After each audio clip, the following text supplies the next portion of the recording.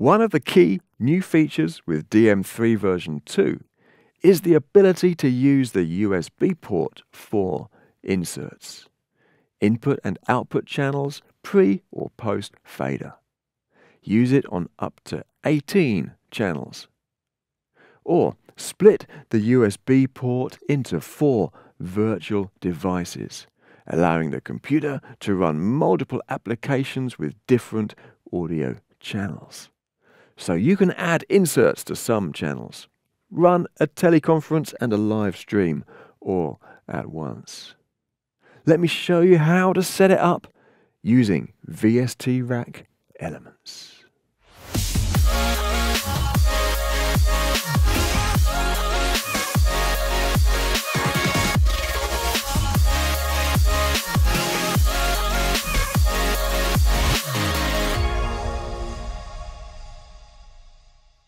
Each DM3 comes with a download access code for both Cubase AI and VST Rack elements, so you can use this to get started.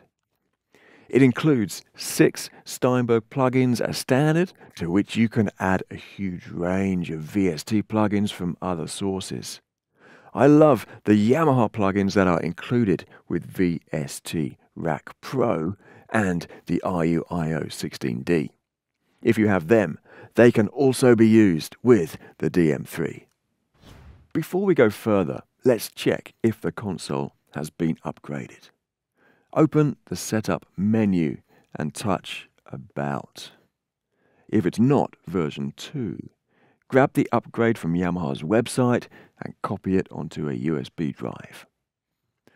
Once V2 is installed, open the Setup menu and activate the inserts. This can act as a safety bypass in case of computer trouble. Then select the new USB driver mode in the Preference menu, USB. Mode 1 is the default with 18 in and out ports for one USB driver. Mode 2 splits the USB port into 4 virtual devices, 3 stereo and 1 12-channel device, so it can be used with 4 different software applications at the same time. So let's select Mode 2 and allow the console to reboot after touching Apply. Connect a computer via USB and see how it looks. Of course, you'll need to update the driver first, whether it's Windows or Mac OS. Then you'll be able to see the 4 virtual devices. Yamaha DM3 DAW, which uses USB channels 1 to 12, and 3 stereo devices using USB channels 13 to 18. After opening VST Rack, go to the hardware settings and select Yamaha DM3 DAW as the audio device. With Mac OS, you will see a high precision option that supports 32-bit float. It doesn't matter with DM3, though note that high precision is required when using VST Rack with the RUIO 16D to make use of its integral bypass switch, for example. Create a new project at the top of the screen, and in the main window, you will see USB 1 to 12 has been assigned to channels 1 to 12. Though we haven't patched any inserts on the DM3 yet, so let's do that. Let's use inserts on input channels 1 to 8, the main stereo channel, and matrix 1 and 2. Select input channel 1 first and look at the home screen, then touch the insert box. Select the insert out patch to be USB 1 and do the same for the insert in patch. Then select the insert point. Pre-fader is a good place to insert dynamics processors like compression.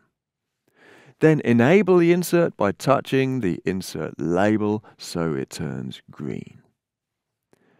And now do the same for input channels 2 to 8.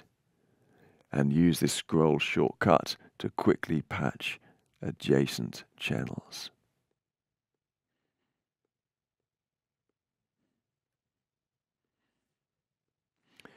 For the main stereo channel, there are insert patches for the left and right sides. Notice the insert point cannot be post-fader though, but that's okay. If I wanted post-fader processing, I could just send the channel out via USB without an insert.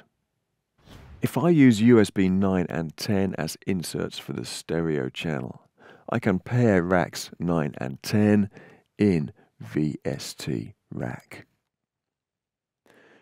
That'll make sure I use stereo versions of the plugins.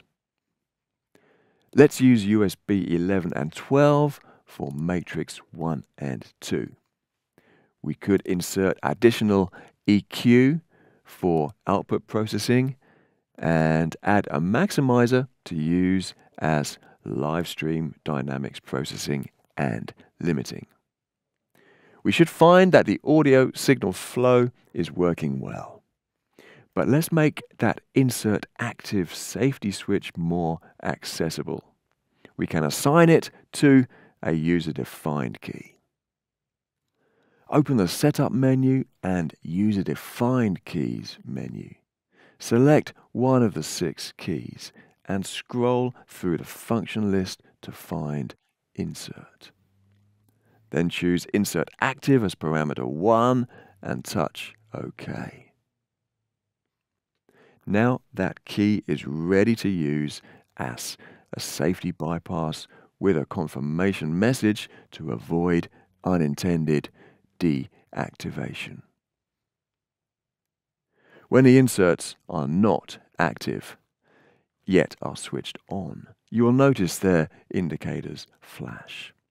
That is a helpful warning. Now that's all set up, you are free to route the main stereo outputs or the matrix outputs to USB channels 13 and 14, 15 and 16, or 17 and 18 for use with conferencing or streaming software, making use of the additional virtual USB devices available with DM3 version 2. Achieve that as usual in the patch menu, where you can also see the new insert patches. For each software application running on your computer, select the appropriate virtual USB audio device to provide sound in and out via the DM3. It's possible to have a teleconference running with one virtual device, mix the remote audio with local inputs, and stream the result out to another platform using one of the other virtual sound devices.